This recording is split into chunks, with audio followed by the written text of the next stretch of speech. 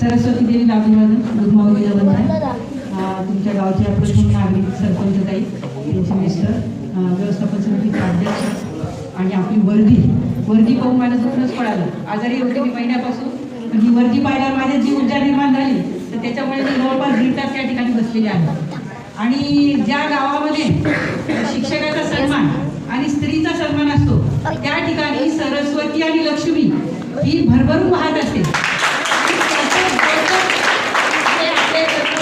प्रत्येक क्षेत्रामध्ये कार्य करणारे विद्यार्थी पाहून मला सुद्धा खूप अभिमान वाटला. आता एका शिष्याने कबीराला विचारलं होतं, गुरु गोविंद दोन खडे है कापू लागे पाय. तर मग कबीराने काय त्यांना उत्तर दिलं, बलिहारी तू गुरुला मोठा मान, की त्यांनी तुला देवाचा रस्ता दाखवलाय. म्हणजे देवापेक्षा सुद्धा कोण मोठा आहे, गुरु मोठा आहे. त्या देवाची वाट दाखवणारा गुरुला इतका सन्मान पूर्वीपासून दिला जातो. आता हे आज मराठवाडा मुक्ती संग्राम दिनाचं औचित्य आहे.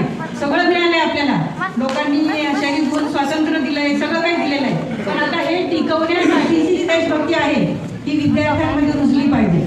आणि भरपूर आव्हान आहेत आता जगामध्ये. तर ह्या तरुणांना पण असं आव्हान आहे की जे आपल्याकडे संकट